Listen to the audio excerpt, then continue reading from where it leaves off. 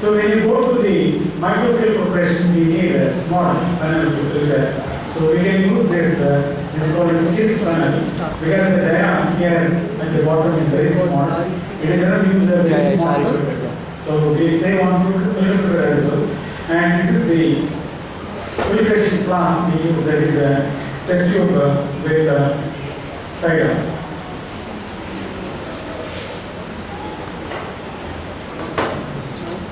Now this can be connected to the conventional vacuum pump, or you can use this water section and you can connect it here.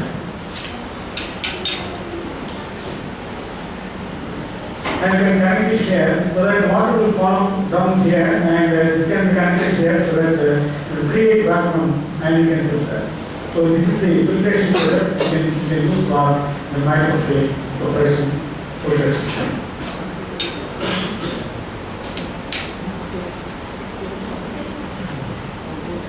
That is a barrel request, which is just a modification of the ink filler.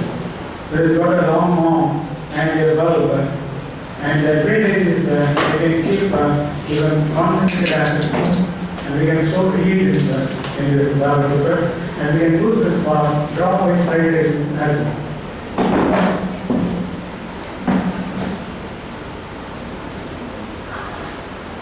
Yeah, this is a general particle glass which we can use if we want to have titrations with small quantities of liquid substances, which is not possible in the conventional method. Say we can collect drops, say 10 drops, 15 drops from the barrel pipette, and we can find the volume corresponding to a drop. Thereby, if you have another barrel pipette, we can perform drop-wise titrations using this 10 ml pointer flask.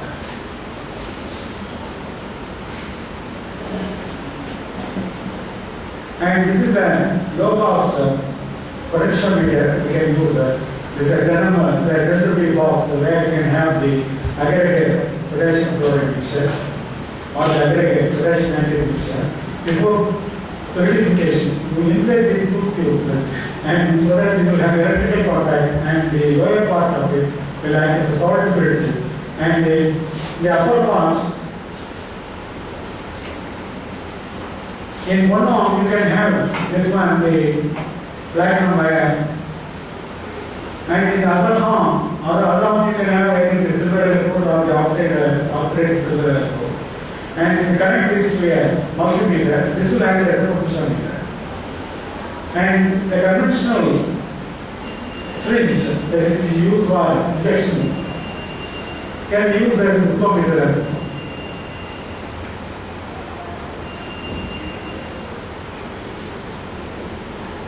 And this is a culture tube which the biologists use, which we can use it to perform the partial quotient experiment.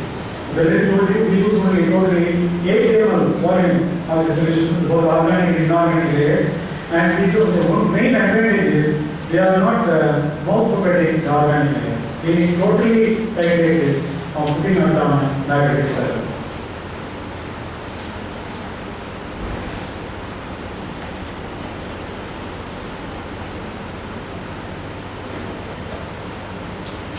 So this is the travel mud which we use for kinetic experiments, and because it is a metallic bond, you can keep water at different temperatures and you can carry out the kinetic experiments. We actually perform the energy activation and auto reaction experiments using this travel mud.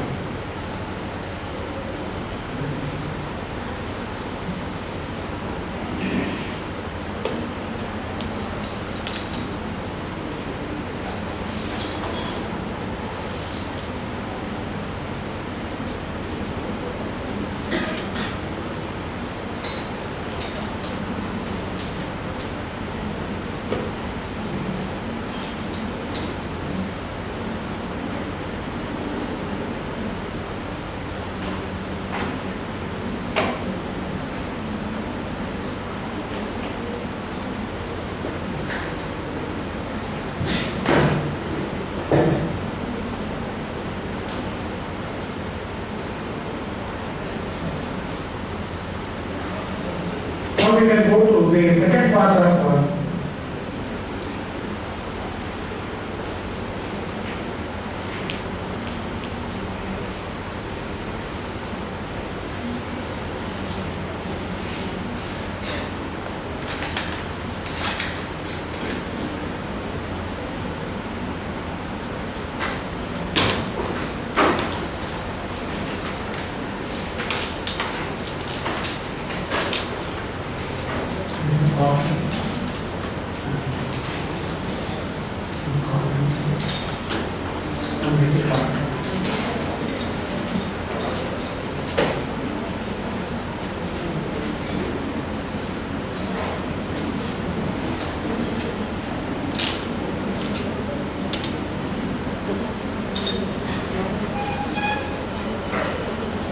See, this is a capillary tube which we now will use to find the melting point. The very capillary tube can be used to find the boiling point as well. For this, what you have to do is you fuse one of the capillaries. So when you fuse it, it will lose its capillary action. So what you should do is you take another capillary and dip it in the liquid for which you want to find the boiling point. Then insert it in this.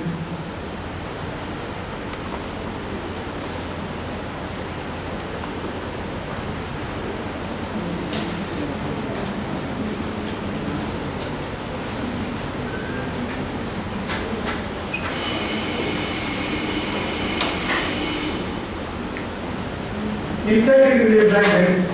Do you see that?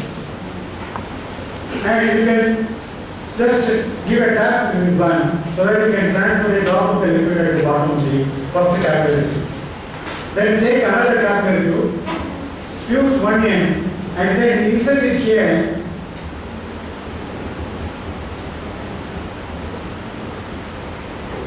Like this. And this can be now attached to a thermometer. And you can find the boiling point in the normal way as you do for the melting point. Figure was there. Figure was there.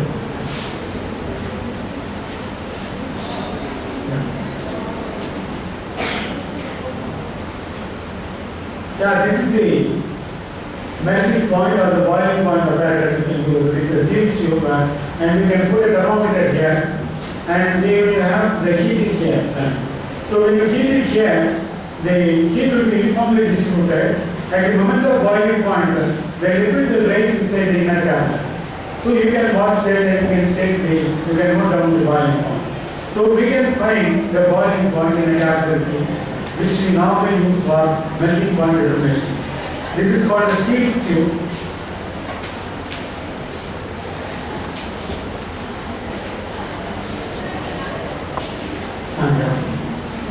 See, I told you when you have microscale preparations, we do use the Higgs funnel for filtration. And suppose you have got quantities lesser than that, then what can you do? When you have got quantities lesser than that, so it's difficult to filter. And because most of the time it will be sticking onto the filter paper, and especially the students will have the difficulty when you do recrystallization. Because the sample may be in small quantities, in such cases you will be finding it difficult to recover the sample. So in such cases what we can do is we can adopt the technique what is called as filtration without filter paper. So for that, so let us imagine this is a recrystallized sample you are having. And normally we do the recrystallization in alcohol, generally we do the recrystallization in alcohol. And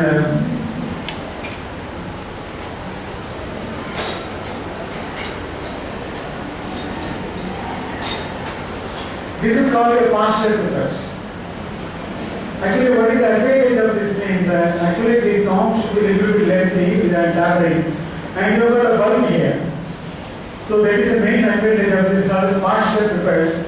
And what we should do is you take little cotton and make it into a thread like this.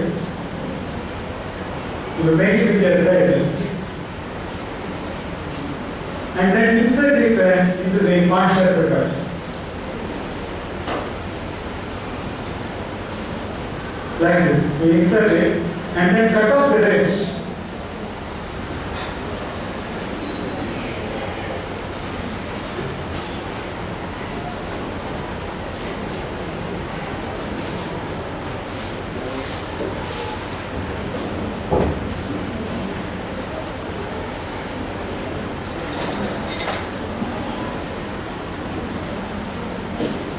So you please cut off the rest of the cotton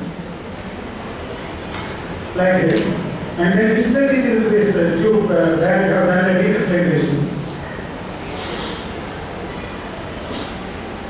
See, you see here, because it is a bulb, we can hold more volume of air, so we can push the air out so that more liquid will get injected into the partial paper. You see here?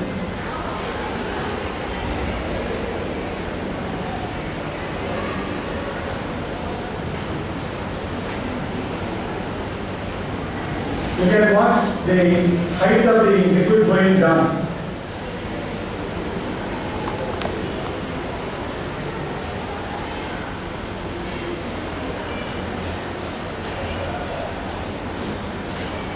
Yeah, we have done away with the filtration.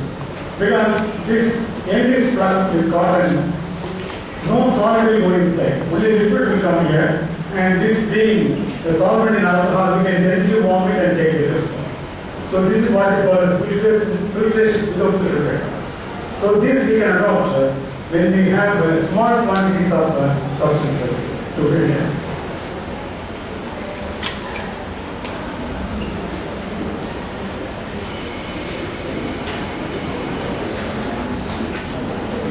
These students, they perform the mixture suppression, organic mixture suppression. That is, normally they are given a two-component mixture, and they separate it and then analyze it. Before embarking on the actual method of suppression, the actual suppression, they do what is called as pilot suppression or preliminary suppression. The pilot suppression or the preliminary suppression, normally we do it in a separating one. Now this is a semi-micro centrifuge tube. If you accidentally, if it falls on the table, not even a drop of liquid will fall out of this because it's scattered. Another advantage is this is called this is a gravity. So what you can do is first you should have what you call as a hands-on training in handling small volumes of liquids. So this is a semi-micro centrifuge tube, the biology people normally use. So what you do is you take a ink filler, try to withdraw 1 ml of water. So initially you have water, and then transfer it a test tube like this. Again take this.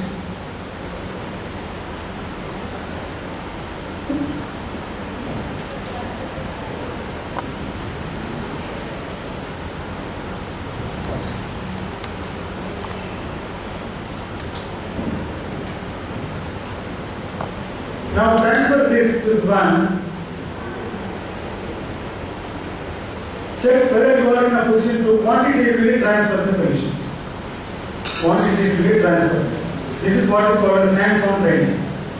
If you are able to do this successfully, then you can go to the next stage. That is, you can perform the pilot suppression using this semi-micro centrifuge tube. That is, you can take the organic layer, that is the mixture containing the ethereal solution of the mixture, and they can take your aqueous reagents and then you can do this like this.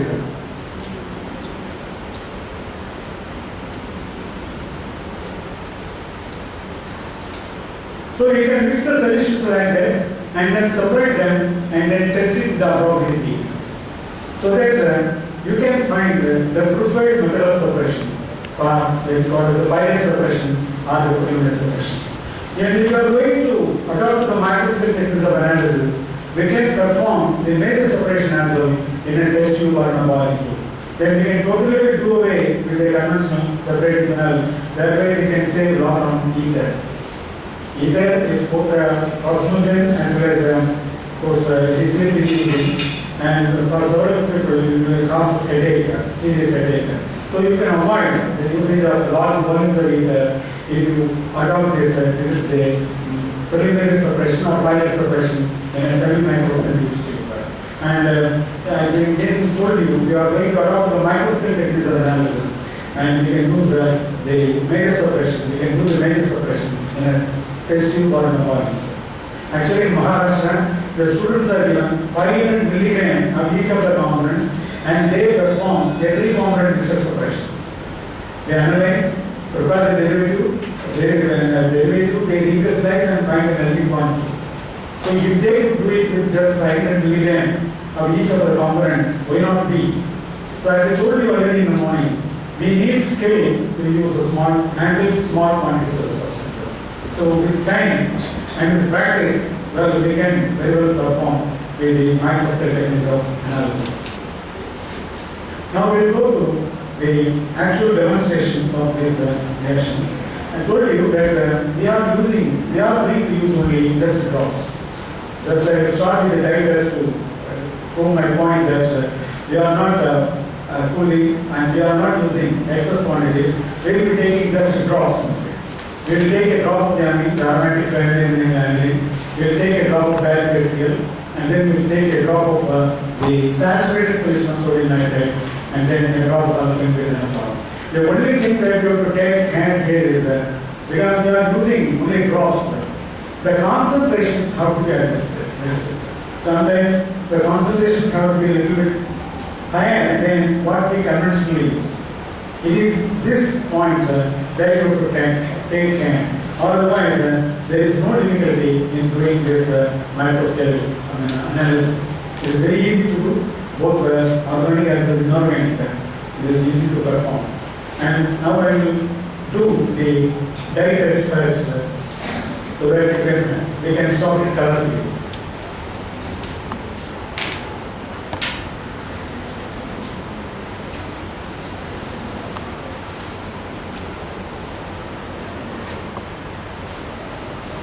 I am placing a drop of vanillin on the dye.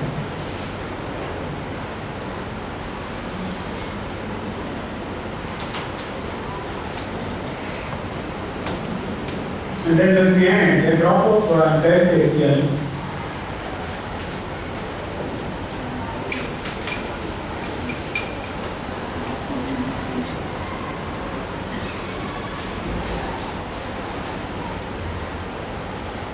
So we are converting the amine to amine hydrochloride.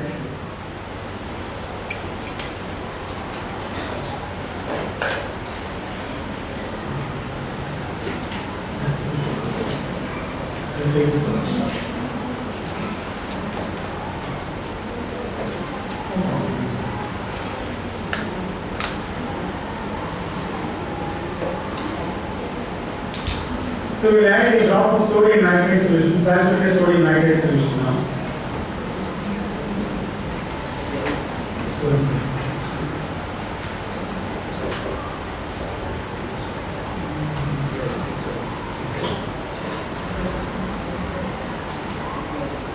So the amine is now diazotized. And we'll add a drop of alkaline alcohol.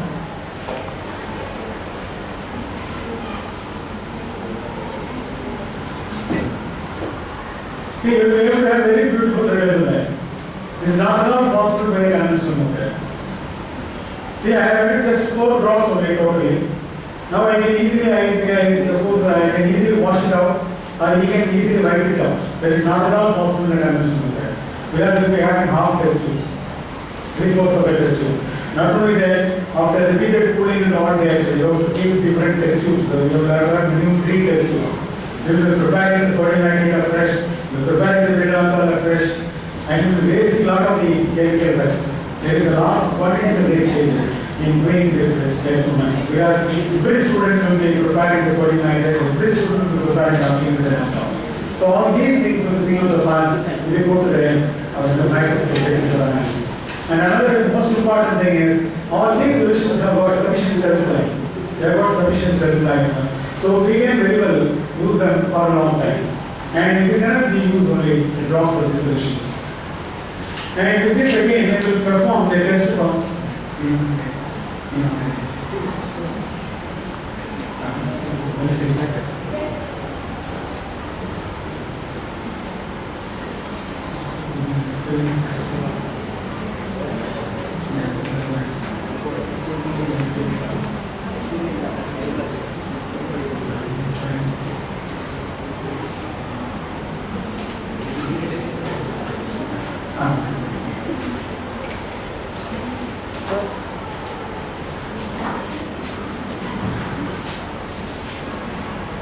I will perform the test for carbonyl compounds.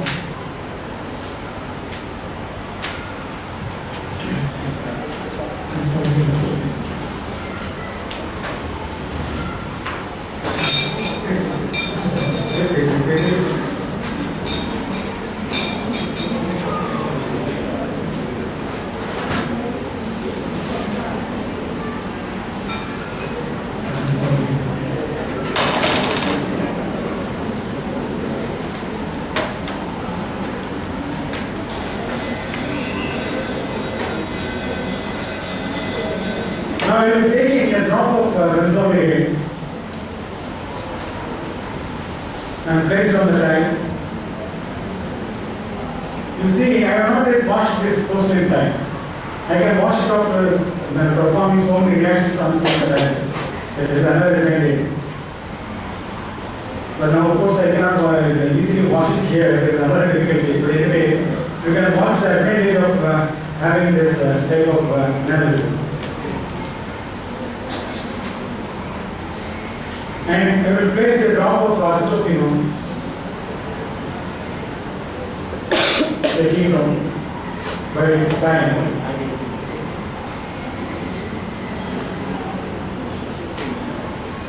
Now I will add a drop of the Bosch reagent.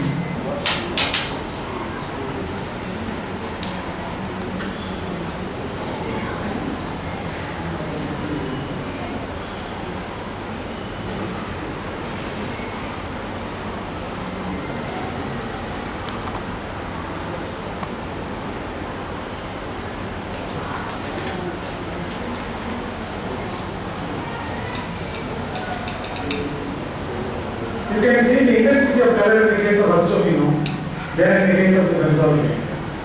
That's what I told you in the morning. That is, it is easy to detect the conjugation in a carbonyl compound by using the DNP reagent. So for acetophenone, you are able to have a darker color than for benzodiazepine. So the other advantage here is in the conventional method, we take the alcoholic solution of the carbonyl compound and we heat it with the reagent, cool it and then add concentration. Here no such thing is needed. When you do it on a microscale, the reaction is quite different. And we can directly do the DNP reaction, that is the Bosch's reaction directly, and we will be able in a position to get the precipitated.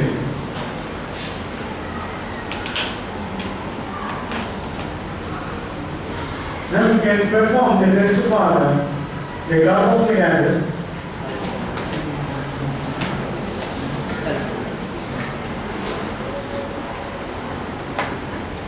See, for taking the solid substances, you should use only the semi-microscope. Don't use the conventional microscope. I was made a reference in the morning. So you take this semi-micro spatula, so that it is easy for us to take small quantities of the substances. Let us take a small quantity of the substance, or I should take a little more because we will not be able to see that. That's why I am going to take a little more. Otherwise, what I added now is just can you see that in the photograph? Yes. Yeah. Or I will add a little more so that you can watch later. Okay? Otherwise, when you are going to do it individually, there is no need to take even this much amount of the substance. We can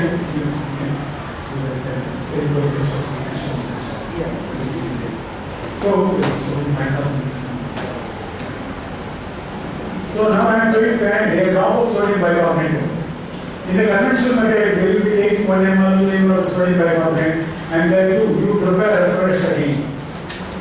As I told you in the morning, we are very generous when it comes to public money. And we will be very stingy when it comes to our own money. And we are asked to pay, say, 10 for a piece of filter paper. You will be ready to filter without filter paper. That much is skillful enough. But when it comes to public spending, public money, we are very generous as Indians. Okay? And we can see this now, and we can see I am going to use just a drop only. And you can watch the, you can see the effervescence. That is the puffy nature of the compound you can watch. So when you can do it with just a drop of the reagent, when you waste the chemicals, you want to just observe. So the analysis or purpose is to analyze, observe and infer. That's all. There is no need to take in a test tube or in a volume tube. And there is no standard procedure and there is no standard rules that you should take in a test tube. That you perform the test in a test tube. No such thing rules is there. No such rules are there. Since I am taking a drop, I am slightly changing the methodology, that's all. Instead of taking it in a test tube, I am taking it in a post-mate tile. See how many tests I have performed? I have performed now 4 tests with this. I have still washed this tile. and there is not even a single smell from this. But in the conventional, what you say, the organic lab, your body will fully smell of organic substances. And another, even your close friends will dare to come near you. Dare to come near you. But all things will be thing of the past if you go to the microscale techniques of analysis. Now you can watch this. Of course, I am going to perform the test for the phenol. Of course, with the salicylic acid itself, because basically salicylic acid is phenolic acid. So we will test it with neutral perchloride because the phenol is not yet ready. I will show the same test of the neutral perchloride. Again, you are going to take use of just a drop of it.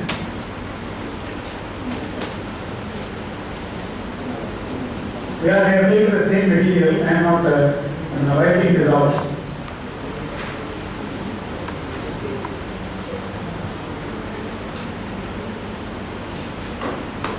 So I have taken a very small quantity of the substance. Now I will add a drop of neutral perchloride.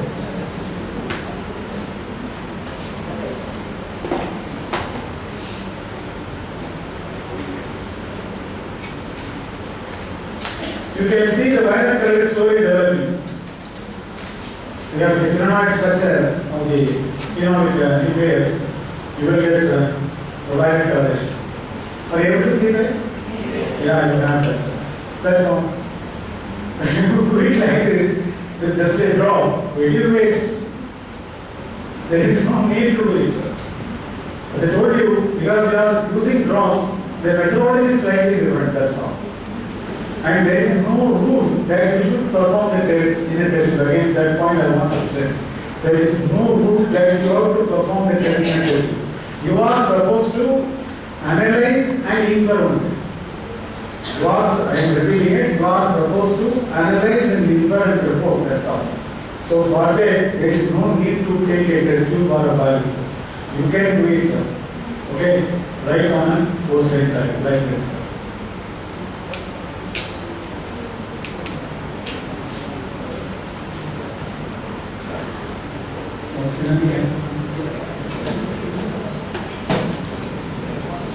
Yeah, we can perform the test for unsaturation with this.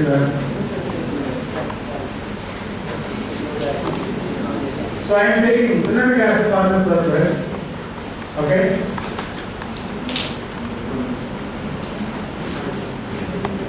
And we will take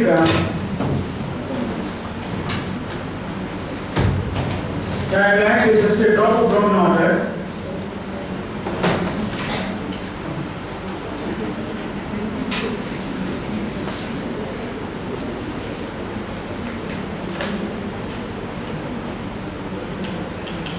You can see the decolorization. See? The brown is strong, but though it is strong, you see here, it is decolorized. So adding a drop, actually couldn't handle this properly. Those 2 more drops form on this. Because I am not used to this type of bottle, that's the problem. Anyway, you could watch the decolorization. Okay?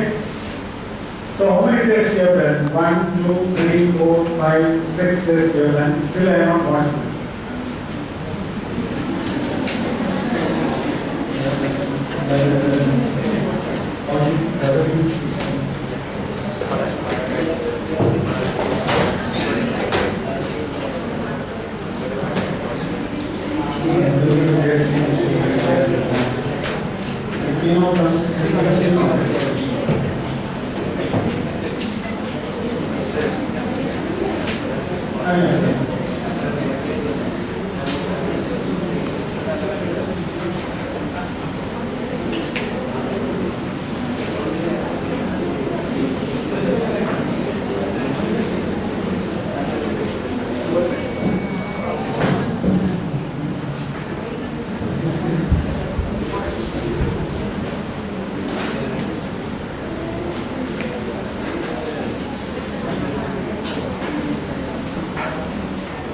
So I will place just a drop of phenol.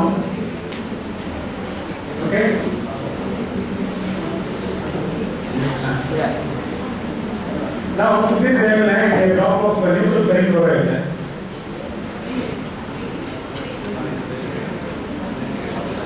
One the ball. Oh, right.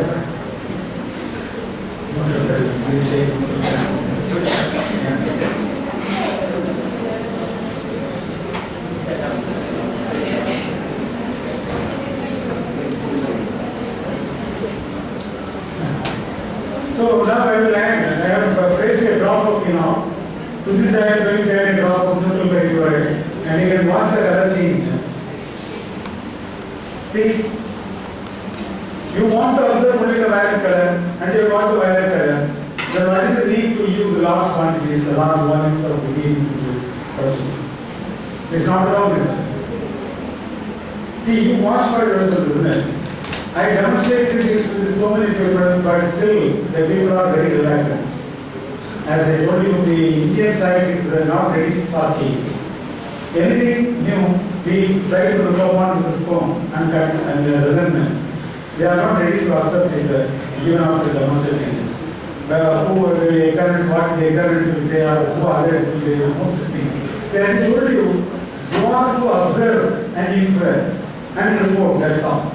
There is no rule that you have to perform the test in a test tube or a biometer. There is no rule. You are to follow a scientific procedure, that's all. And we are following a scientific procedure. I have not ordered any of I was going to say the procedure. Whatever the thing I have done is I have scaled down the chemicals. I have scaled down the chemicals only. And because I have scaled down the chemicals, and because I cannot take a drop in a test tube, I put it on the post time. So the methodology is slightly different. I have not changed anything at all. If that is the case, then that is the case, what is the need for fear? There is no need for any fear at all. You can very well adopt this technique and save your personal health and hygiene, and there are the mother health. Right? So these are all tests they could perform. There is non-heating experiments they could perform on a post like that. Even the non-heating part of heating experiments, that is the element test, the test for hydrophilic gases, those the test for nitro compound, those things we will show it in the lab because there is no provision for heating. Otherwise, I can show that and we can finish this in this single time. See, we have performed so many tests on a single time. Please remember, I have to take part in this. So you save a lot of water. And see, it's about you can take only drops. And moreover, there is no way that you can put your fingers inside. There is no way you can put any glass around or any tube like that. So there will be no contamination at all. So by going to microscale techniques, you are avoiding contamination too, and thereby avoiding the wastage of the chemicals. And if you have got any questions, you can ask them. These are some of the tests they can perform without heating, of course. And there are other tests which will perform in the lab. The non-heating, counter heating instruments. We can perform on in the lab because we need heating for that we can do it only in the lab. The element test, the test for micromombo, and then what was this? The inorganic parts. All these things we can perform in the lab. If you have got any questions, you can ask.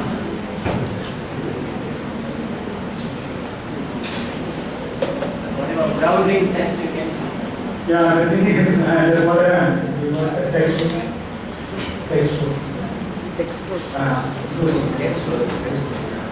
Yeah, one more test is there. So the ring, we cannot show it in the time. Because when you do that in a test tube, again you are using large volumes. Please remember, you are using large volumes. Our idea is to minimize the usage of the chemicals. And because you are going to do it in a time, we cannot get a ring, but instead we will get a color. Because the basic reaction is the same. You say, for example, the case of carbohydrate, when you treat an aqueous solution with a moist reagent, and give it a drop of concentrated sulfuric acid, you will get violet color.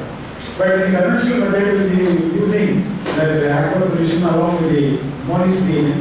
We will take at least 1 mm each. Then we will add concentrated sulfuric acid to the size of the test tube, and the ring reaction will get violet. So So you are using at least 2.5 ml totally. 0.5 ml of the acid, 1 ml of the reagent, 1 ml of the aqueous solution of the carbohydrate. So total volume 2.5 ml. Here we are going to use totally 3 drops. 1 drop to get the aqueous solution of the carbohydrate, 1 drop in the moist reagent, and a drop of concentrated sulfuric acid. That's all.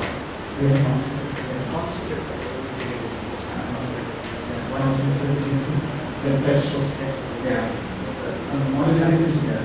Not only there was here.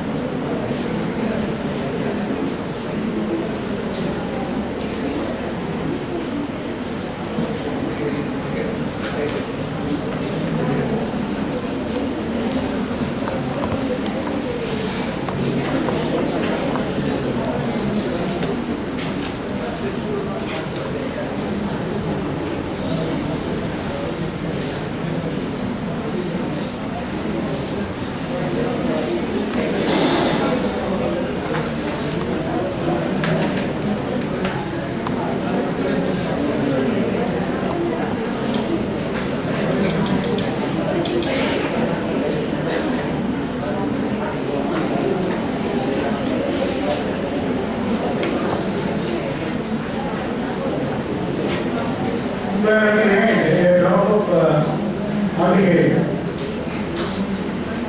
To this, I can add a drop of the ship's reagent. This is slightly colored, sorry, slightly low in concentration. We will do that.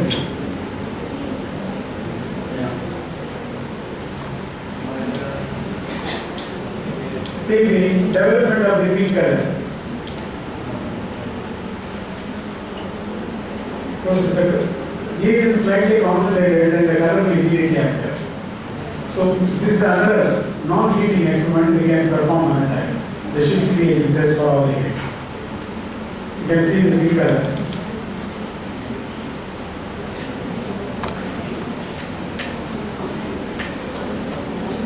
Then the moist test also we can show. It comes and show that. You can see the violet coloration.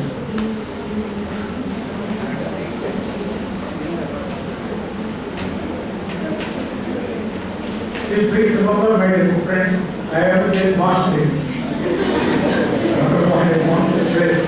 Let us please try to we can totally wash it, right? We finish that polish test also, so that we can finally wash this. So we get it, and the major part of the organic analysis is over on a single time.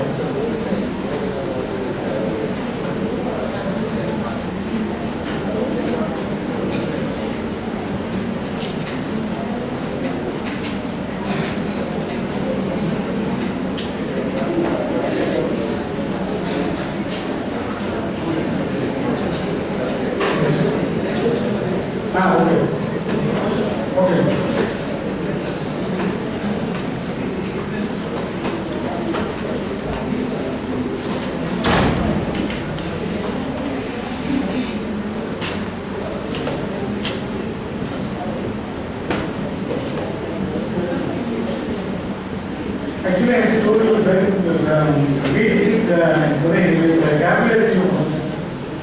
So on seeing the reaction, my capillary tube was very much excited. And actually, I got a heat water for the 800 rupees the very first phase. Then the succeeding year, I released that in my product. So I am one for looking for new things. And when they is advantage this institution, I prefer to use it. That's how I came in contact with Microscale Chemistry analysis. And but as I told you, but still people are reluctant to accept the advantage.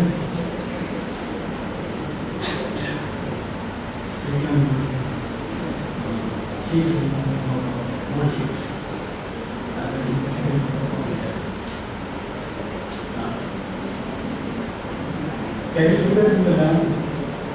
Can we have this set up in the lab? It's possible to do it otherwise. Whatever things you do here.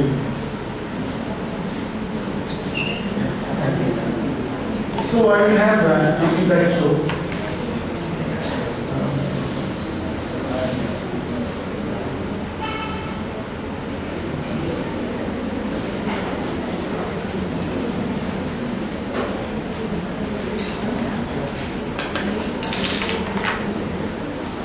I will take it to textbooks.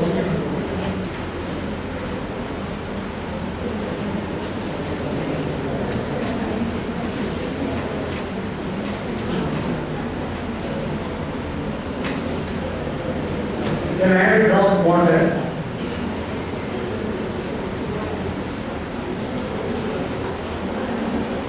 So now we have the aqueous solution of the carbohydrate. Textbooks.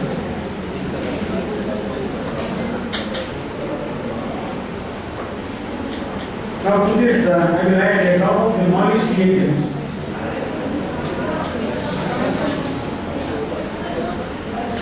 Pardon? Not visible.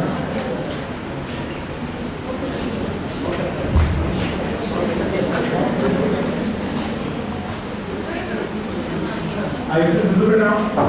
So here we have it. Now we will add a drop of the Microscale agent. Yeah. Now to this we will add a drop of the concentrated sulfuric acid.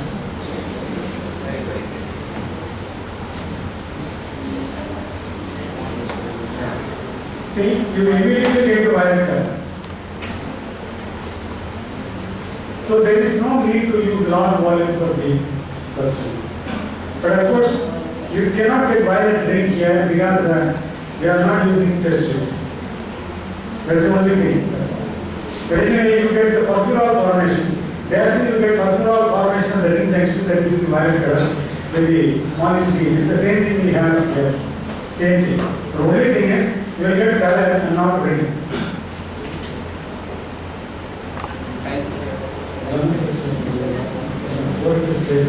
What is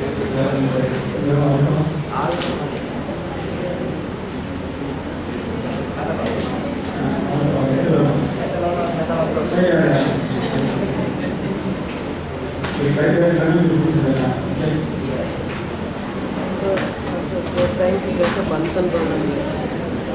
They'll get it. Okay. Then in the case, we can demonstrate here is no problem. We will try to design it. That's here. One Yeah, one.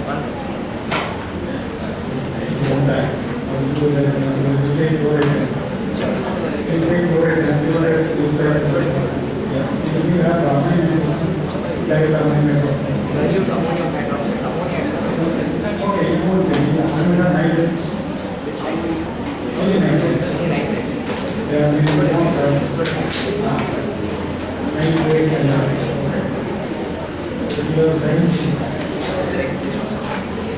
not this pale color, you have you don't only pale color filter. direct sheet you have. No, it's only okay, we'll try this. No problem, we'll do that. No problem. We'll try it.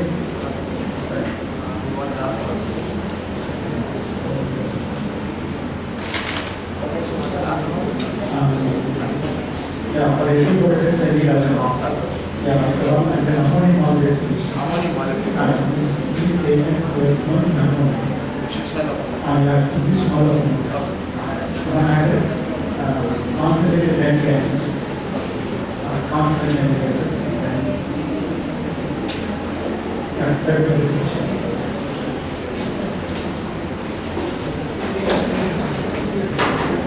See, we will perform the test for nitrates. We will try that. It is possible to do with this. We will do it. Otherwise, we have the Bunsen burner come and then we can do that.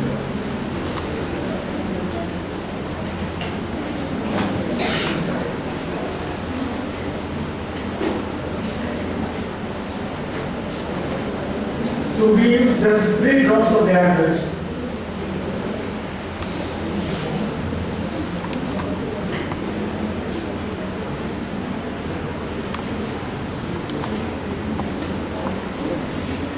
So I have taken just 3 drops of the acid because I need little volume to heat. That's why I have taken 3 drops here. Okay? Then instead of the caustic copper journeys, I will use a small filter paper. Don't be generous here. If you are generous, then the entire test will become black. You cannot observe the release from fumes. So don't be generous at least in this test, right? And you have a small filter paper like this, right? Have a small filter paper like this, which you can see my index here, small. Even this we can make it small. You can just have this one and make it into a ball.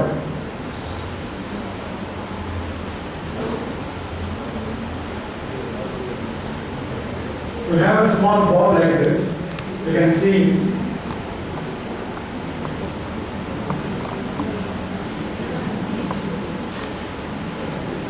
and put it inside. Now heat it. So we are replacing the costly copper and by filter paper, a small piece of filter paper. Again, I give a little warning: don't be generous in adding filter paper, because basically filter paper is cellulose and it will easily get dehydrated and will become charred. You can see the release from fumes. Yeah, that's all. We use more amount of filter paper, then it will get charred. And because they are using small quantities, now the cellulose will form cellulose nitrate, and the cellulose nitrate is easily decomposed to give you the release from fumes. Cellulose nitrate gets easily decomposed to give you the brown fumes. So you are able to perform the nitrate test with just 3 drops of the acid.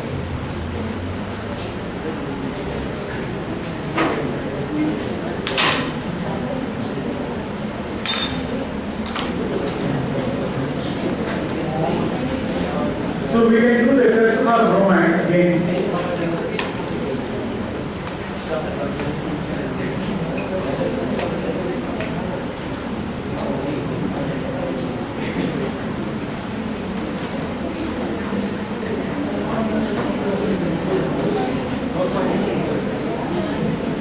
I take a very small quantity of the substance. You can see that.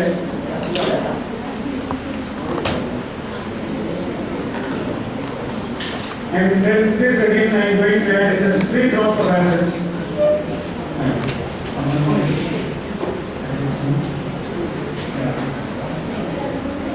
So phosphate here. Here phosphate here.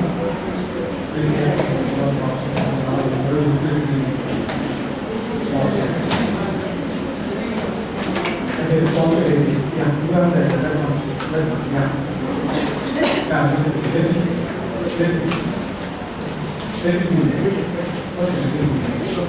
So I have taken bromide. Now to this I am going to add 3 drops of the acid.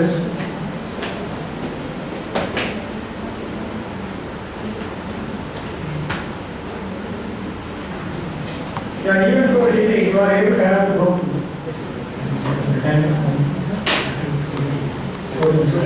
Yeah. So even without heating, you are able to have the brown fumes. You are able to have that. Because most of the bromides they give without heating, there is brown fumes. So this is a distinction between the nitrate and bromide. So that will get the brown fumes after heating. Can you get it in cold conditions or on gentle warm.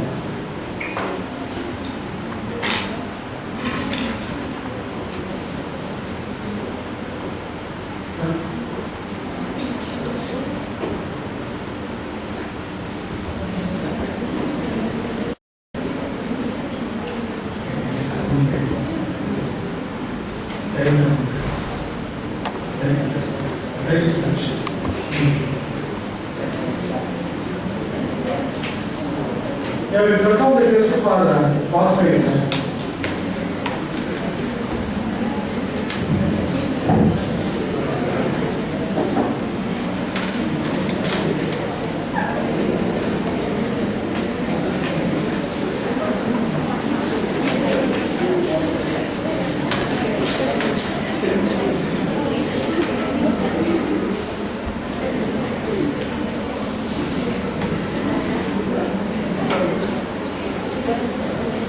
Yeah.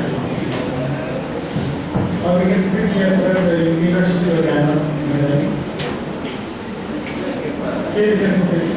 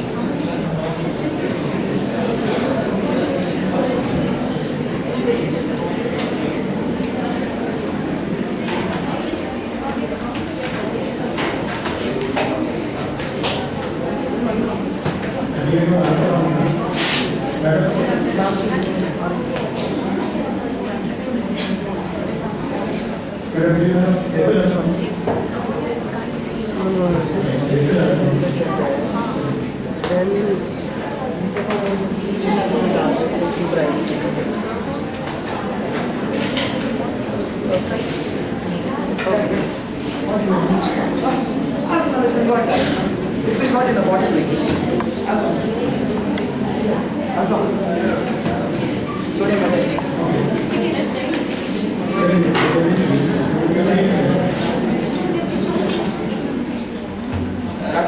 Huh? The light. What? The light. Light, I had put it off. You want to see green color? Maximum size you can get. There are no pictures. This takes some more because it seems to be lots of space. You take it more. Get a little more. So Yeah. it's all the pieces we don't have. How do you handle the more? You take 5 or 6 pieces. There is one size. Sorry.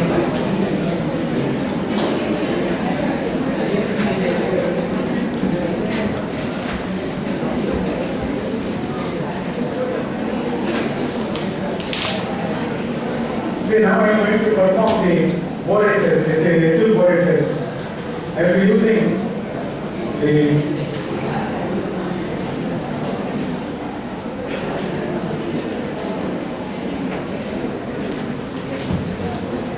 I am adding just 2 drops of alcohol. Because we have to see this. Oh. So you just add 2 drops of alcohol and then 1 drop of concentrated sulfuric acid.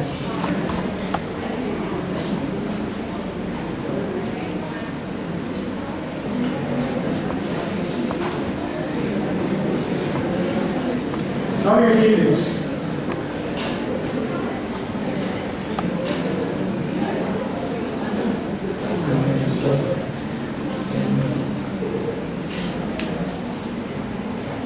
But they will not investigate either.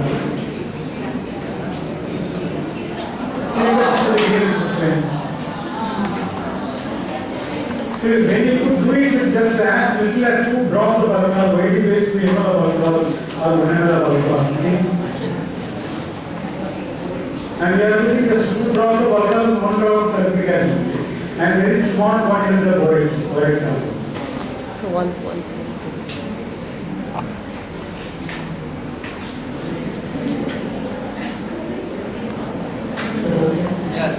So when you do it with so I mean, little quantities.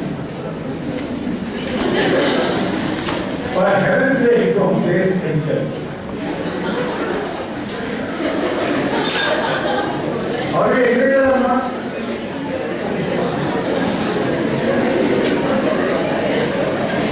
So we will perform the test for phosphate now. So when you perform the test for phosphate, there are two things. That is, you can heat the phosphate to concentrate as nitric acid, and then add the ammonium phosphate to the same acid solution, or you can keep ammonium phosphate in another test tube, and then add the acid solution to the ammonium phosphate.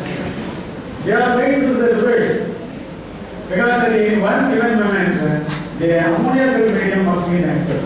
Then only the phosphate will get immediately precipitated.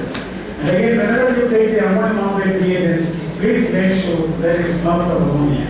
Okay? And you will add in 3 drops of the nitric acid only to this one. And then we will take 3 drops of the ammonium phosphate. Another tube will take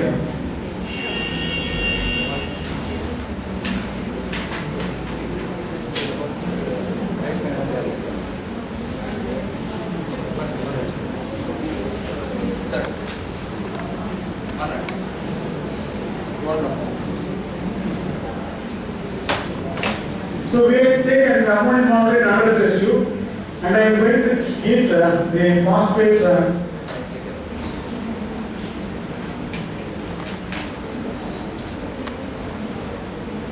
with the 3 drops of nitric acid.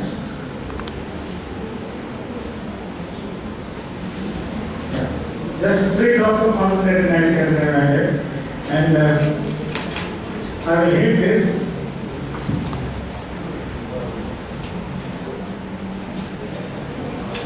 Now add the hot solution to ammonium phosphate in the other test tube, and you can watch. See, we immediately get yellow precipitate. Suppose if you do the ulta, that is, if you add ammonium phosphate to this one, there are 2 difficulties. One is the acid is not, it may get sparked. The other difficulty is you add excess of ammonia. Excess of ammonium phosphate solution. So that we will sink and then we will get the phosphate, the precipitate of the phosphate. But if you do it when you take this in another test tube and add this acid solution, at any one given moment, the ammonium phosphate will be in excess and the phosphate will immediately get precipitated. There is a advantage of doing it like this.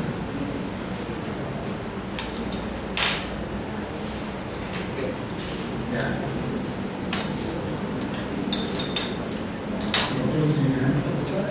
Chlorine is there. Chlorine, any chlorine. That is ammonium phosphate. Yes. Any chlorine. Any chlorine. Yeah.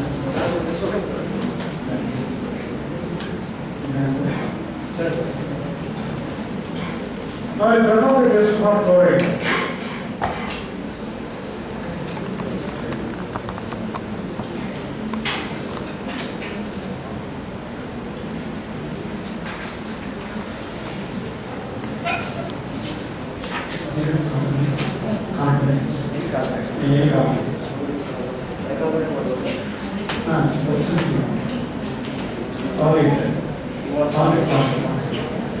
Just for you have oxalate. Oxalic acid. No, we want oxalate. Oxalic salt. Yeah, oxalate salt. 9 oxalate and then dilute. Oxalate, 9 oxalate and then dilute.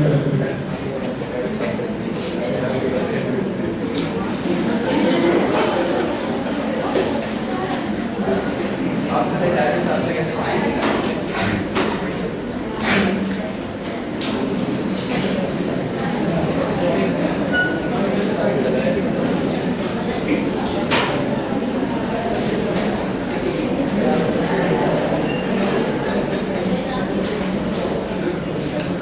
Small volume of the chloride. You will add 3 drops of concentrated sulfuric acid and distribute a glass jar filtering that is ammonia.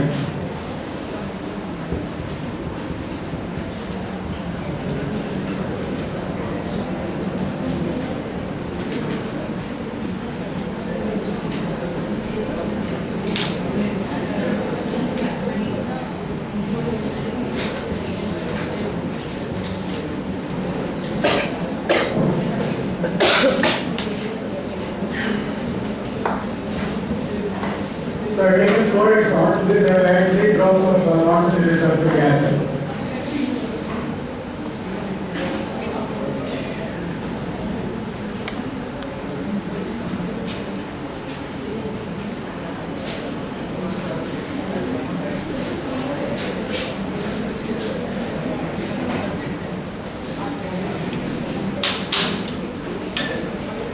You can dip a glass water in there, ammonium hydroxide, and show it in the mouth of the test tube. You can see the dense white fluid.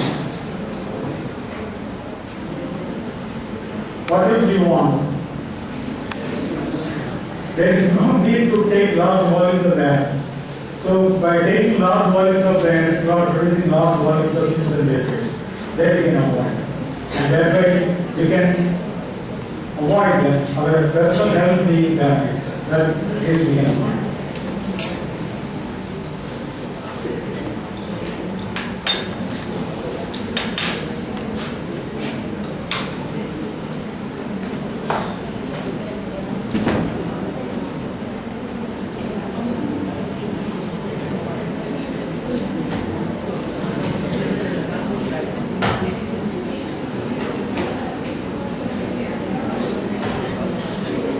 So you can perform the test for iodine.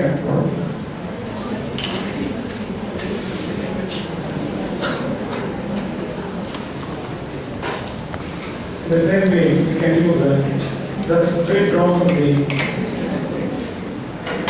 acid.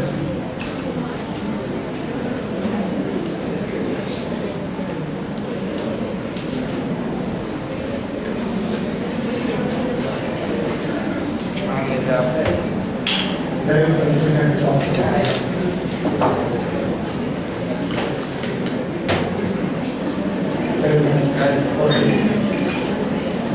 Thank you for taking it much.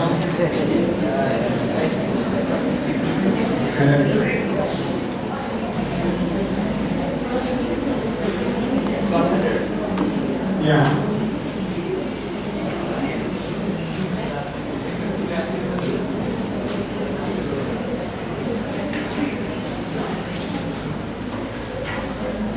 You can see the white vapors. The addition of the concentrated sulfuric acid, even though heating or able to see, gently warm it and you will get the white iron. Okay? So the same result you will get it as you do the conventional method. Here we are using just 3 drops of the acid only and very small quantities of the solvent. Then we will perform the test for we have carbon.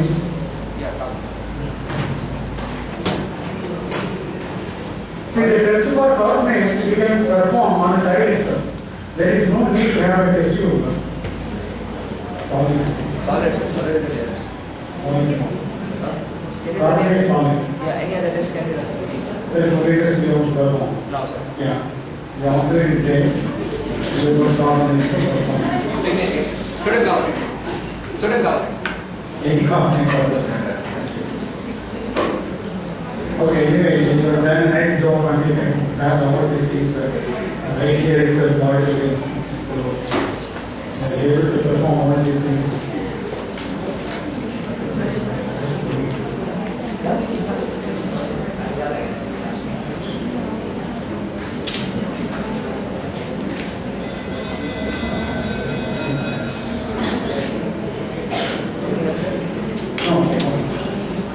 Give me the oxygen. I will take the oxygen.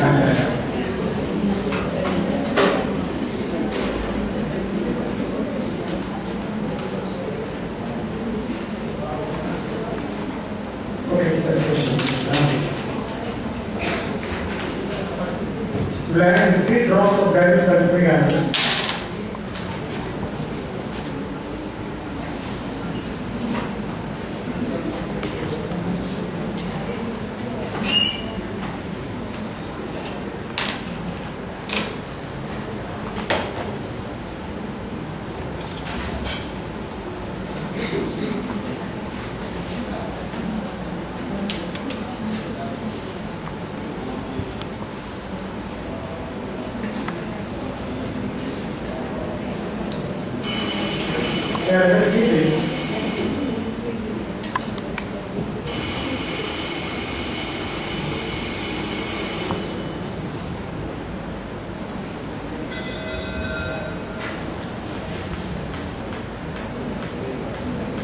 Say I can add very little manganese dioxide. Say, what else do you want? Normally students use a scoop of manganese dioxide and pour it into the test tube, and they fill the test tube with manganese dioxide. Very unfortunate. As a student, I may also done the same thing, same mistake. But anyway, that is not needed. You can have that same result with as few as 3 drops of disulfuric acid and a very small quantity of manganese dioxide. And we can perform the test for carbonate right on the post-train tiles as we have performed for the carboxylic.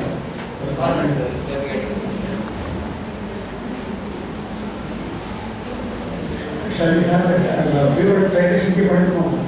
Yes, sir. Shall we do the titration, pure titration key? What exactly do you want? I have 2 burettes I want. Yeah. I have 20 water and then I have 0.1. 10 ml burettes are okay. 10 ml, give up and then. Okay, 50 ml. Then I put it off. Upon the plus. Yeah. 150 or 250. Or 100, whatever it is.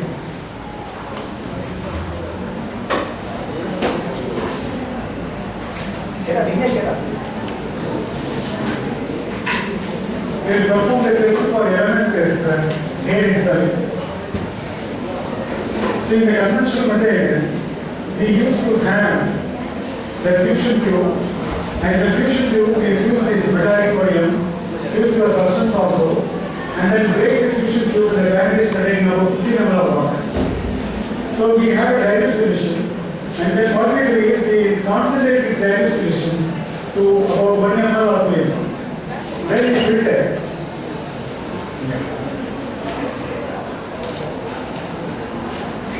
So here what we are going to do is we are going to do the fusion of the sodium, the fusion of the substance all in a semi-micro test tube, and we will be using just 4 drops of water, just 4 drops, no filtration. Your extract preparation will be over. Just 4 drops of water, you can watch this.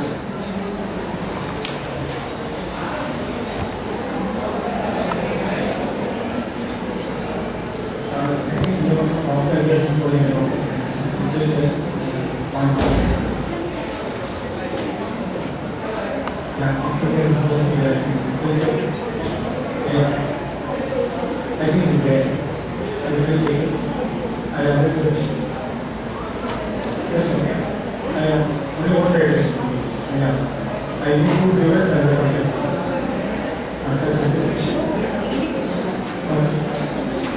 Immediate is here, not easy. So we can manage. No problem.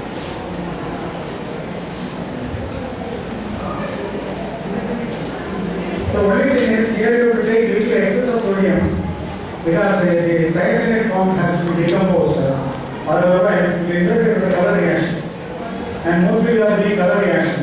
So that is the only thing, you have to take little excess of sodium, that's all.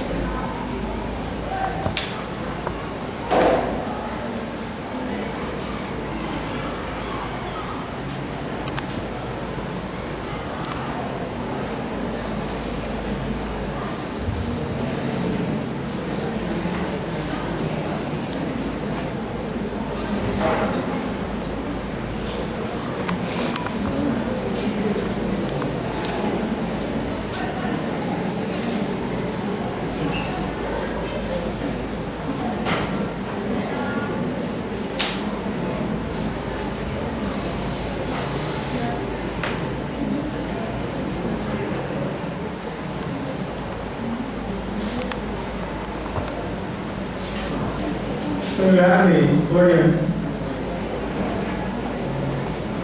and fuse it.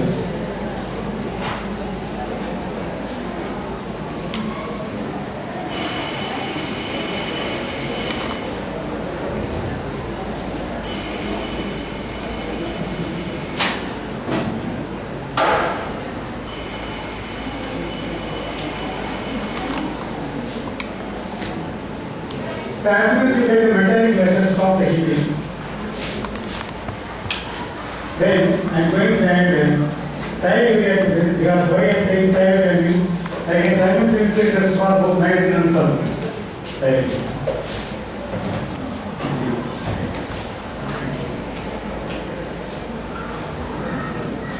So I can simultaneously test for argon.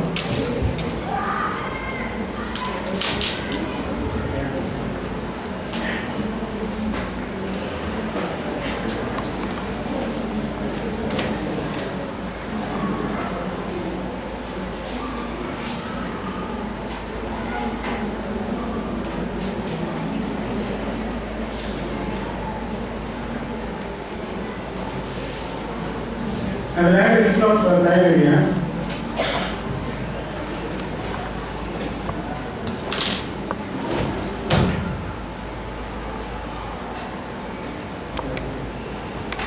I shall fuse it further.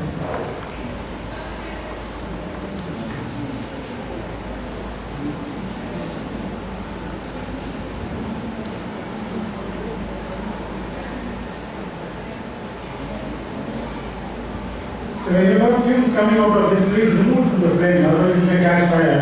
And so please avoid catch fire by your effects. So again hit it.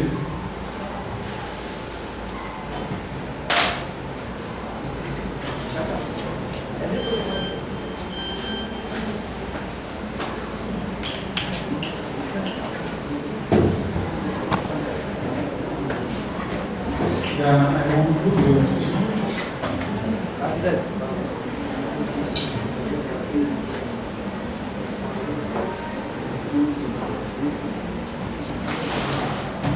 Keep it there. For the lighting, please keep it there.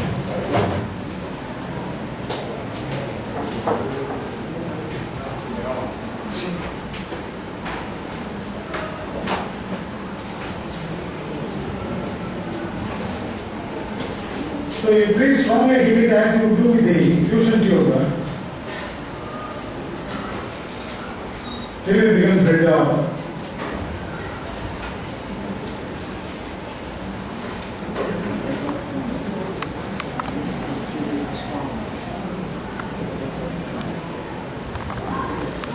So as I told you, the procedure is the same as we do in the conventional method, but the only difference is in the conventional method, you prepare a dilute solution and then concentrate it.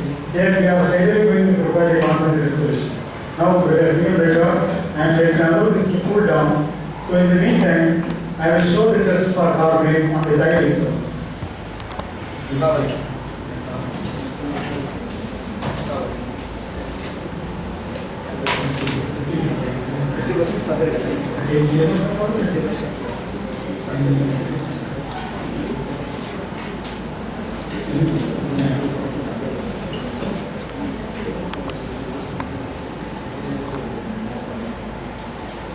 Say I will place a little component just for the sake of taking and taking more quantity, but actually it is enough you take just 1/3 of what I have put here, right?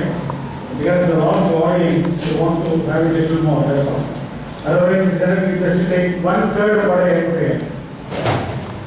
Just add a drop of it. See, what else do you want? Why do you take 1 ml, 2 ml acetal and add the carbon to add the salt and just to find it out there is a carbon compound? When you can do it with a straight drop. Because it's a post-time time, I could do it with a straight drop. And because I have to heat it, I put it on 3 drops for the all states. Likewise, you can adjust and you can minimize the usage of the chemicals. For these things, you don't require any, any authorization for any board of studies or something. You are just scaling down the chemicals only. You are not altering the procedure. The methodology is slightly different, that's all. Yeah. And allow this to cool to room temperature. There are probably you have added water, right? That is the only thing you have to wait for, and otherwise it will be okay.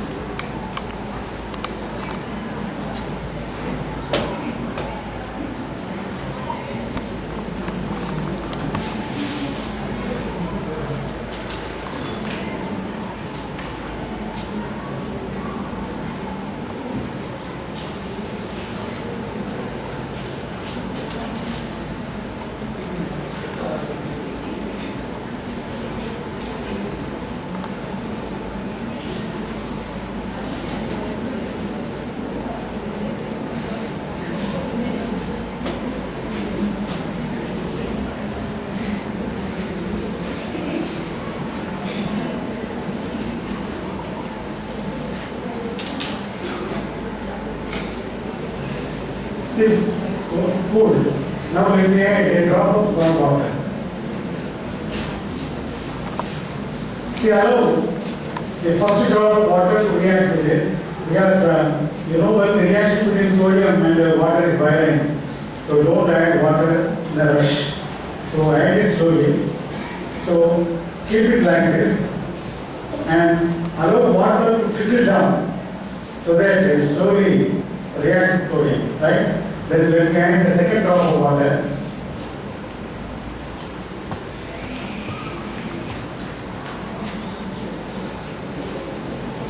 Okay, let us react it now.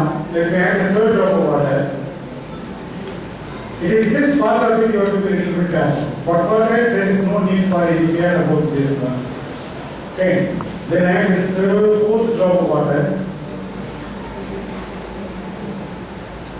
So, now we have prepared the extract. No more heating.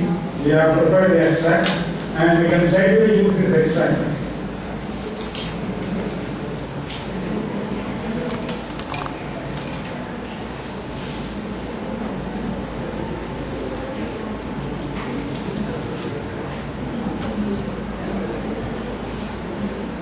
We can straightaway use this extract now. So make it keep stirring like this so that the residue will get dissolved in water. If there is anything undissolved, we can have that. And then make drops here.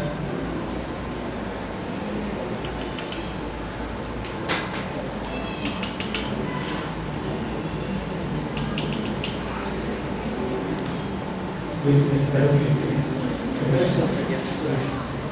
And then 50% sulfuric and then sodium nitrophosphate later synthase. Thank you.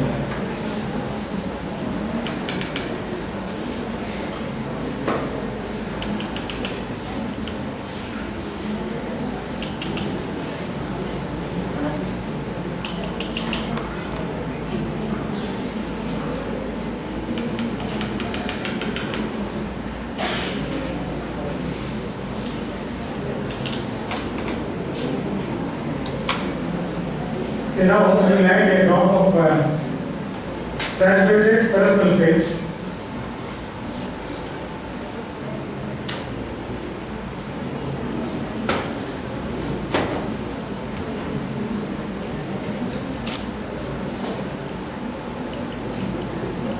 Okay, to this let me add a drop of 50% sulfuric acid.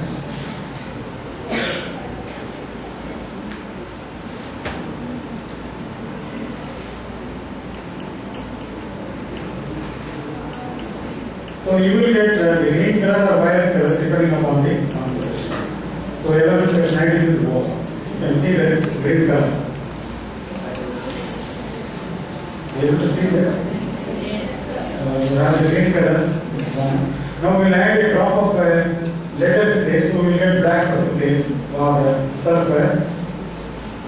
And then we will add a drop of sodium nitrophosphates, the other solution. You will get violet coloration. That's all.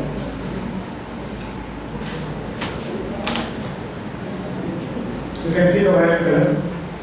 You can see the black color here. The black lead sulfide. So this is for nitrogen sulfur. That's what element test is over. In no time you perform the element test. There is no need to prepare the ferrous sulfate afresh, and then you waste it there, you add it, heat it, cool it, and then add the sulfuric acid. No such thing is needed. The first part is that the heating part is over the first part itself. That is, you fuse the metallic sodium, you fuse the substance with it, there ends the heating. Thereafter there is no heating. We just add the required reagents and perform the element test. Right? So nitrogen test is over. And now we will perform the test for zinc test and constant. Zinc test. And constant. Zinc test. Constant. Concentrated.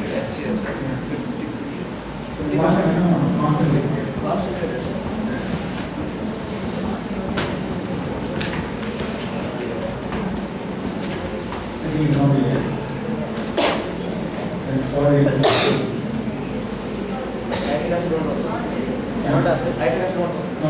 For which one? This is what I to reduce the nitrogen.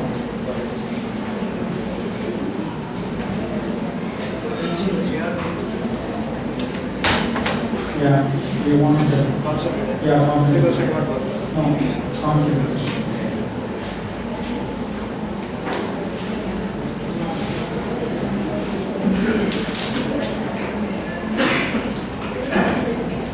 What else we have? What else substance we have? Substance, what else substance we have?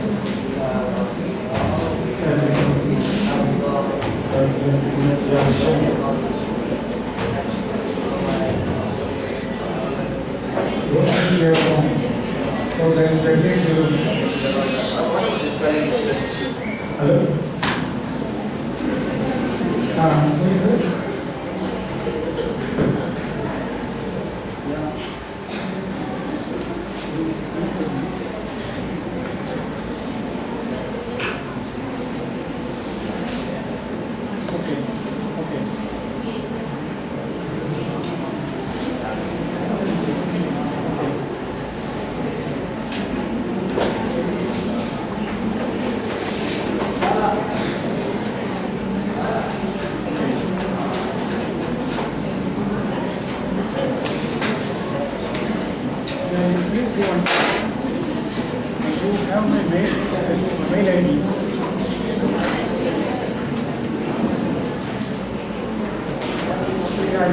Please send that. Yeah, please send the test mail. I will send you all the details. By the way, I will go back to my native place only on 18th. Yeah, I will send you the mail by 19th. In the meantime, you please send me a test mail.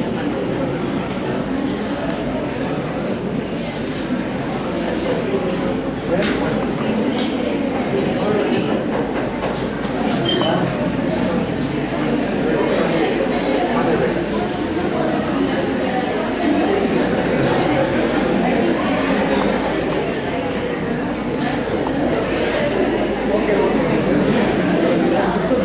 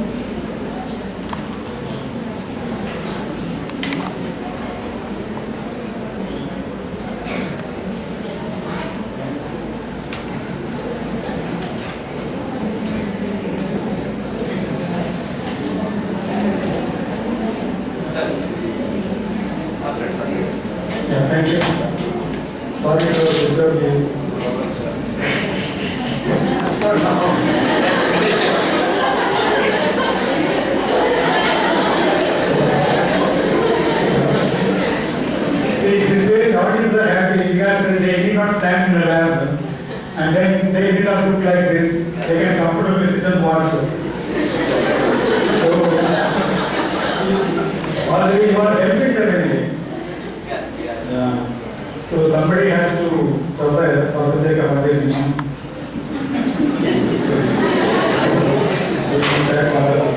Anyway, thank you very much for your approach. So we have the nitro compound. I have taken just 3 drops of it, and this concentrate is there. Yeah. We'll take 3 drops of concentrate here.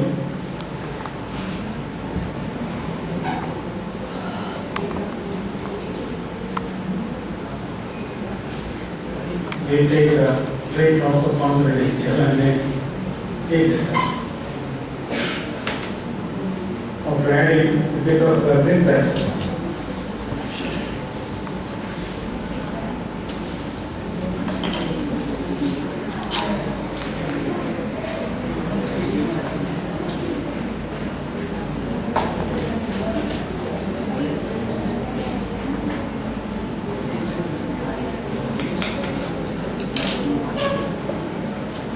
And advantage here is the nitro compound is yellow color. Now upon reduction, the supercritical liquid will be somewhat black in color.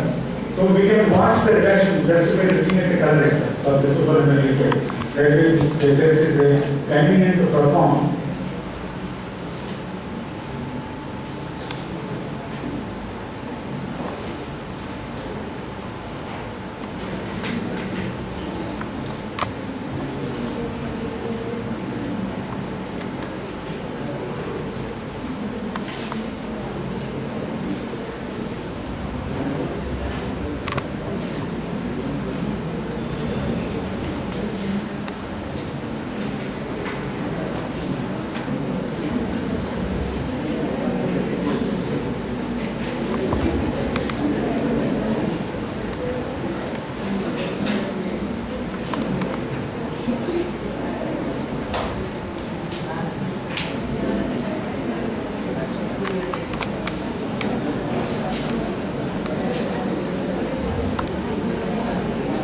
No, that's not necessary. I think I will have a little more. Maybe we'll test it, otherwise we can have.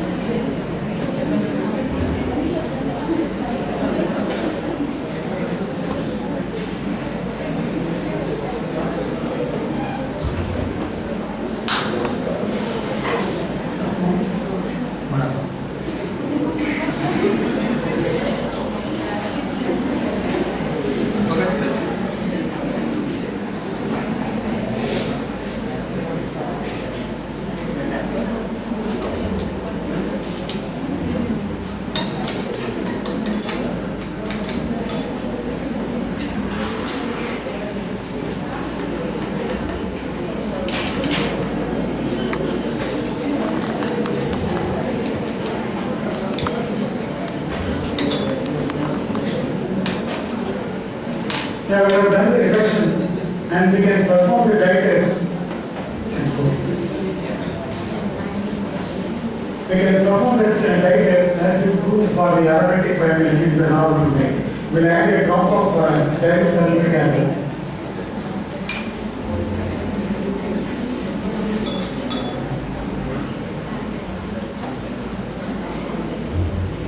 Sorry, we'll add a drop of dilutic.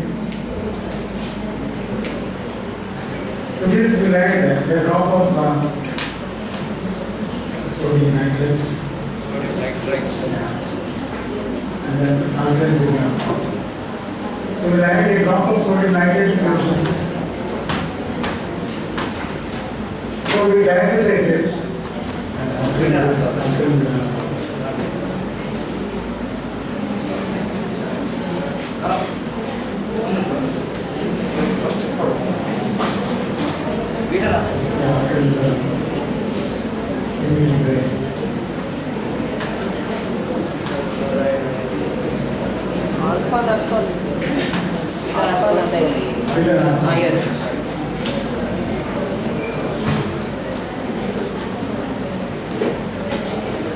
You can have the right as well, right? That is, nitroform is reduced to the primary and the primary is subject to diacetylic test. We add the hydrochloric acid to have the hydrochloride, then nitrite to form the diacetylization, and then we add alkyl butanol, and you are able to have the red as well. So we could do such things with just a drop out. So why hydrolysis sparkling? Because whenever we heat a mixture of solid and liquid, you have to keep it calm. So this is one other thing. So it's accidentally you have to learn. Because when we have a solid and liquid, there is a very tendency for it to pump out. So I was concentrating on the color of the super and liquid. I failed to notice that. But that should not be the thing. We have to be a little bit careful when doing such reduction studies. Okay. So now you are able to have this. So if you have got any questions, you can ask them. So that way, we come to an end of the demonstration purpose of the analytical techniques. And we have got to do the volumetric analysis.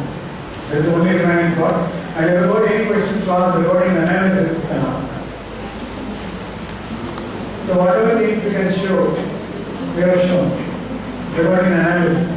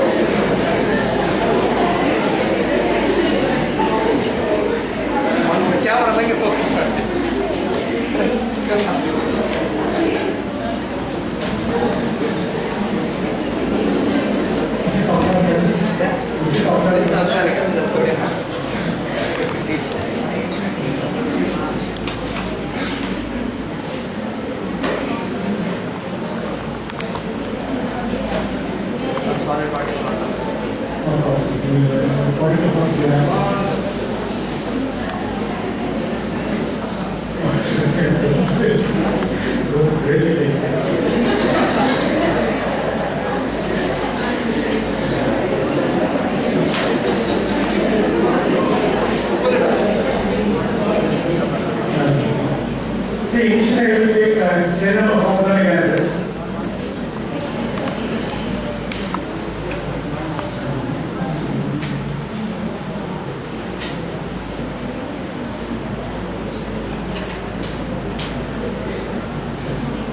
I will add 1 drops of the inoculum agent.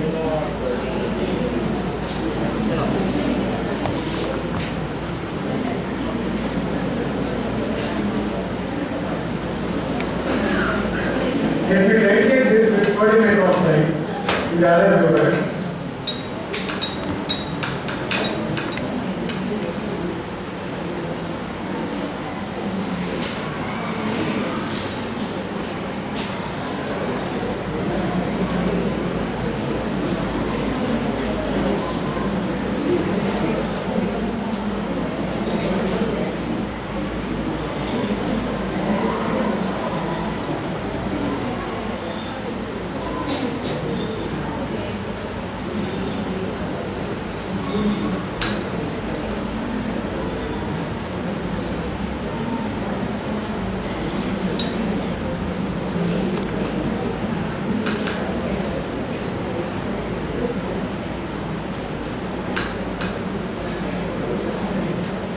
See, not only titration, right?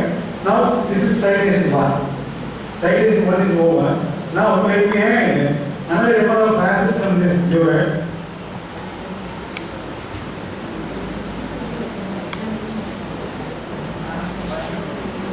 Yeah, now the color will disappear. Again, let me titrate this one. See, now the end point will be nearer. I have to be little careful. Otherwise, I cannot do it with accuracy.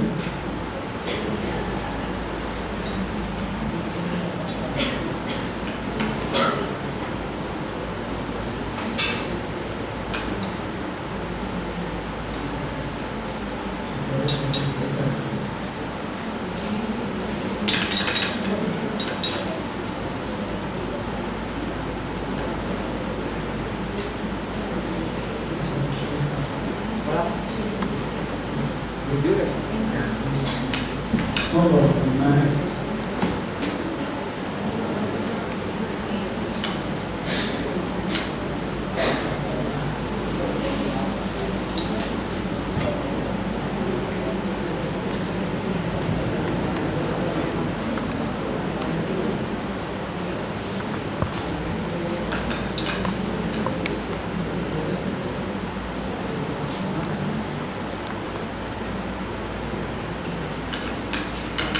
Not this table, this is second page.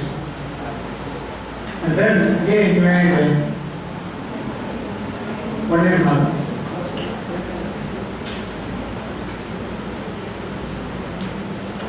The color will disappear. Again, titrate this with this one.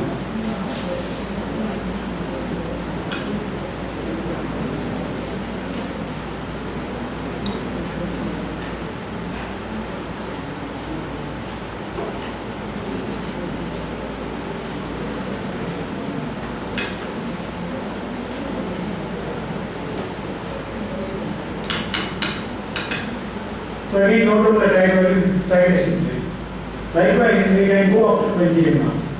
That means by the time we have performed 11 such titrations. So you can find 11 such normalities and you can take the average of it.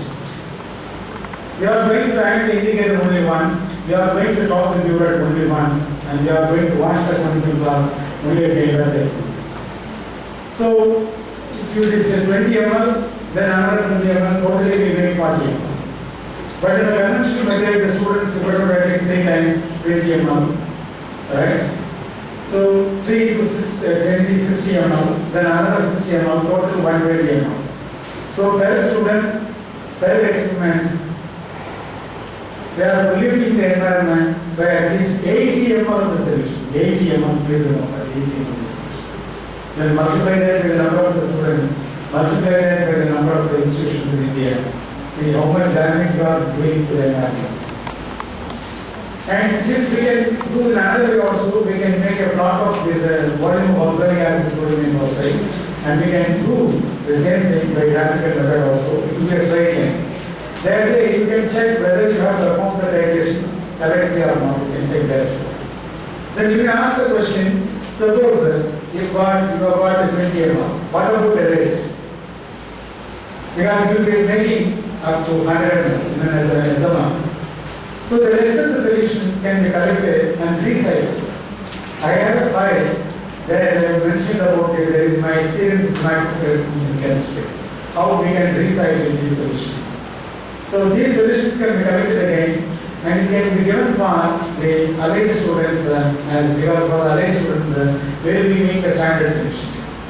So this can be used for them, and then whatever is remaining in the first batch, we can use it for the second batch, and so on, and we can recycle it. There is no need to waste it. So the students will be given the usual volume distribution and the usual makeup, that is 100 ml makeup or 200 ml makeup, whatever it is. So whatever solution remains, or the titration is over, we collect it back and then recycle it. That is one part of it. Another part of it is, we are not going to put out. So when you are not putting out means you are avoiding the possibilities of inhaling poisonous liquids. So we totally abandon the usage of multiple things. And then the conventional method, you are comparing a liquid with the viewers.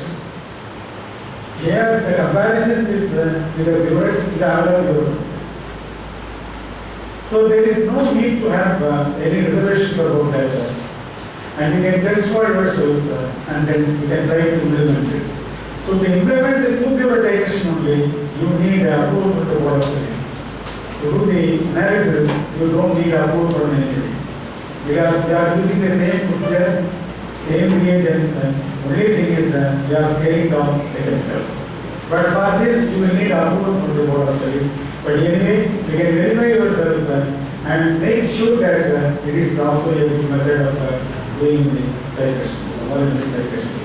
And to be correct, even the plus 2 students of Maharashtra, they are using this 2-viewer titration. And they have got very standardized procedure for the 2-viewer titration, for acid-based titration, without compressometric and precipitation titrations. So I think Pune University is known for its standard, high standards in India, one of the leading universities in India. And they have adopted to this technique means when there must be some substance in it. I want the audience to think over it and act upon it. You can verify yourselves and after coming to a conclusion, a satisfactory conclusion, you may try to improve and adopt the 2-viewer titrations. There will save a long way. We will be going a long way in saving the mother earth, the wastage we are doing, and the damage we are doing to our personal health and hygiene. All these things will be can be avoided. I hopefully thank you all for your earnest cooperation and listening to me patiently. Thank you.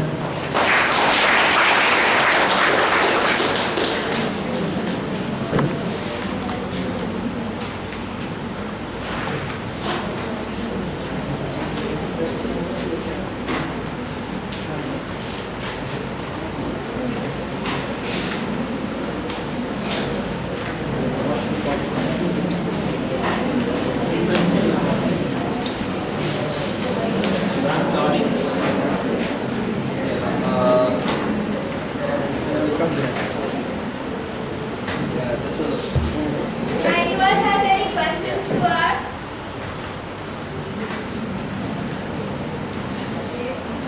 So I have a question. You said about physical chemistry experiments. Where can I get the procedure for this?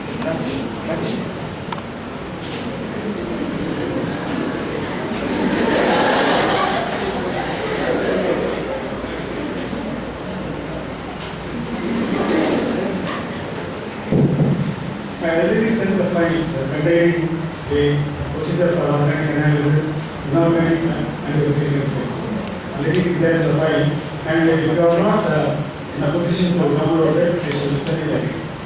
And again, my experience with the Microscale Chemistry, that's what I told you about the savings and recycling of the solutions. That also happened on my Google Plus and if you fail to notice that you please send me a manual, please send it. Okay? We have the procedure abroad. And for the inorganic, as far as inorganic analysis is concerned, you got just seen that is all. And we don't have not standard procedure because wherever there is ML, we just substitute 3 drops there. So we have the same procedure, same observation. So there is, we don't have any such procedure separately or inorganic. And as I told you, for the elimination, as far as the elimination is concerned, what you can do is you prepare the sodium carbonate extract for inorganic or analysis. So the residue in the sodium carbonate extract, you can use it for base chemical analysis. Because all the acid radicals will come as sodium salt. And you know well, all the sodium salts are soluble in water because of their anionic character. So there is no need for doing any separate elimination. But you can write the procedure as you have done the elimination. But whatever residue there, sodium carbonate extract, you can use it for base chemical analysis. And of course, I don't access have a soft copy for the the 2-pure data, the entire one. I have only for acid base that is included in the file already sent. And if you are interested, I shall send you after preparing the soft copy. I have given for it typing. If it is ready, I will send it the soft copy. As far as of today, I have only a hard copy of it. All the procedures, I got a copy of it from Pune University. And I have that for redox titration, complex on material presentation. So we have the 2-pure titration procedure for all types of titrations. I can do it. But you have to wait a little because I don't have the soft copy ready. For titrations, do you use 10 ml volumes? Yeah, the thing is, our idea is the benefit of the option to given to the students. That is why we take 10 ml. Then we take 1 ml, 1 ml, we go to the some people may say, why don't we stop with the 5 titrations or 4 titrations? Well, we can do that too. But the benefit of the option should always be given to the students. So that's why we go to the video. That's why we go to the just to give the benefit of the option to the students. And that is why we have the normal volume distribution for the water solution to be given. And we have the normal makeup only, say 100 kg. So that again, the benefit of the option to the student. And because after the titration is over, because they have large volumes of solutions leftover solutions will be there. So we collect it and reset. So that way, we are not listening. Either way, we are winners. The students are the winners and the staff are also winners. We are not listening. And at the same time, we are not compromising on quality. At the same time, the students do not suffer anything because we have the normal volume distribution. They have the normal makeup. So on the student part also, there is no difficulty. There is no damage to students. What is the concentration you work out for silver nitrate titration? 0.01 into 4? As I said, in Tamil Nadu, they stopped with the silver nitrate titration because of the very cost of silver nitrate model. Not even the way the analysis of the and even the reagents, they have stopped. Now most of the institutions they have stopped using silver nitrate as a reagent. So for the organic analysis, they don't give halogen. They give diarrhea or urea, whatever it is, or the microhormones. They made it hormones, no halogen hormones. For inorganic chloride or bromide, chloride. We perform this. You have bromine chloride test. Bromine. That is the what is the That is for automatic test for it.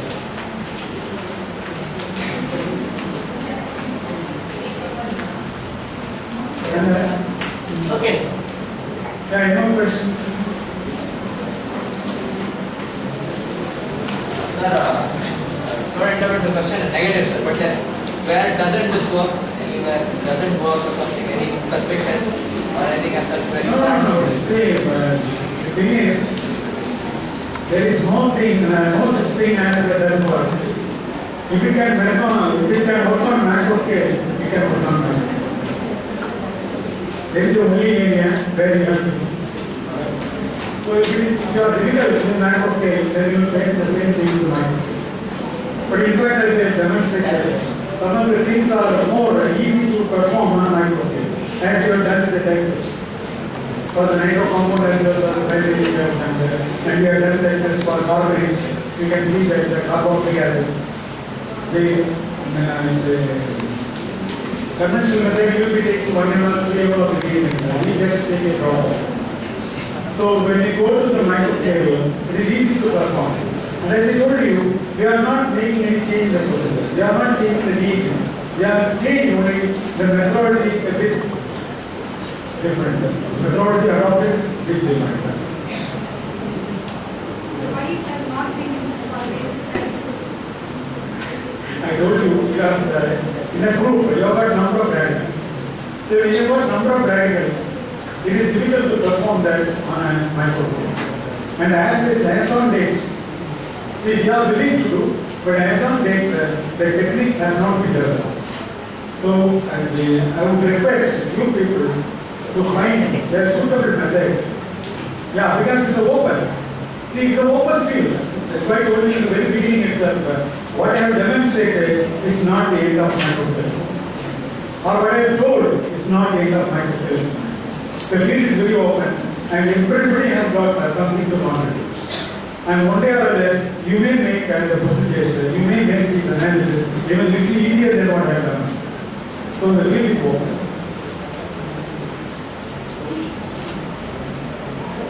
And we have no reservations, and again we have no secrets about this. Whatever file I have, then freely can publish. I got some more slides too on reaction mechanisms and things like that. If you want, you can copy them. I have no secrets and nothing to hide. My hands are clean.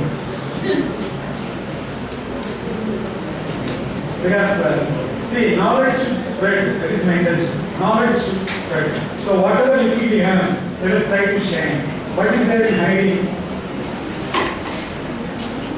That need not be done as far as knowledge is concerned.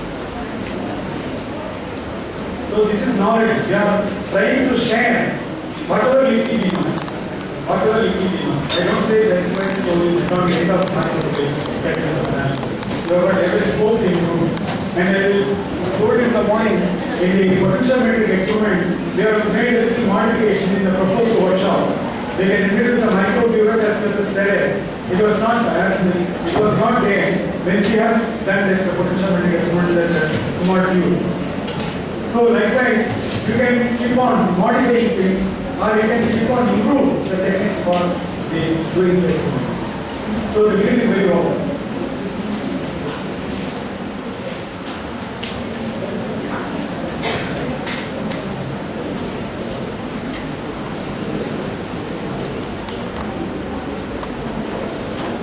Any questions? No problem, they can ask. No problem.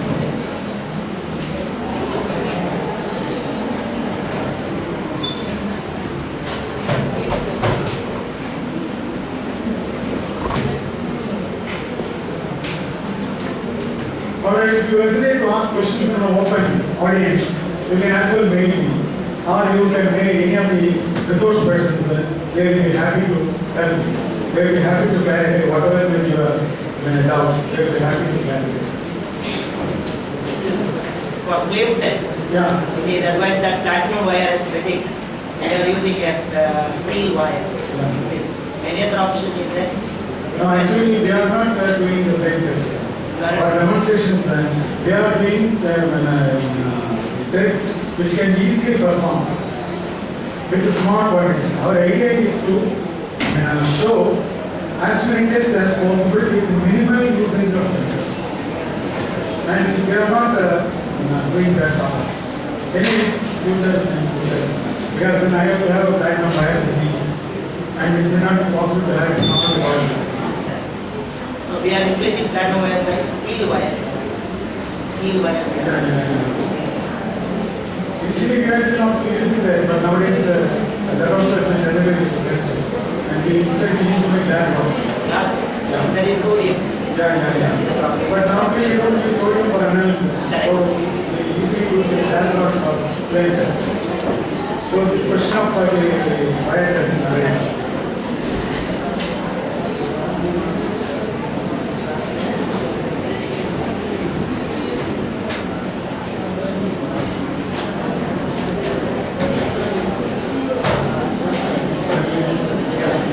Okay, thank you for your time for all questions.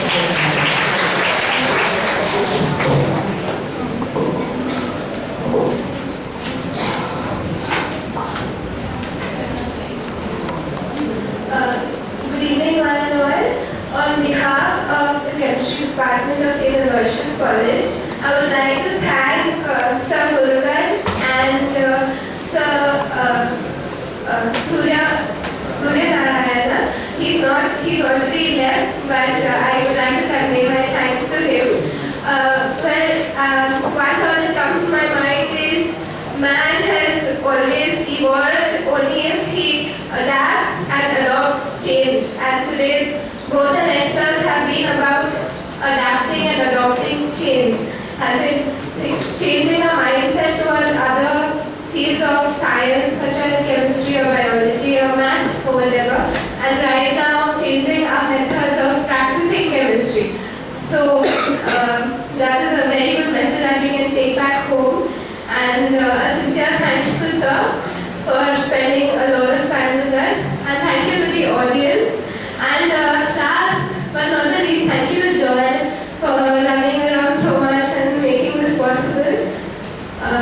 Thank you Rakesh for the amazing videography, and thanks to all the MSc students yesterday who helped in preparing for the event.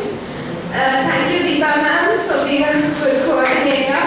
Thank you Nishan sir, thank you Arvind sir, thank you Ronald sir, and thanks to all the professors of chemistry department. Thank you everyone. Participants are requested to collect their certificate from the registration desk and also give the feedback form to the registration desk, and the booklet of this session, that is the microscale experiments, are provided to you, and lectures are also given with the OOD and attendance certificate. And right now tea will be served for all the participants in the UG department. Yes.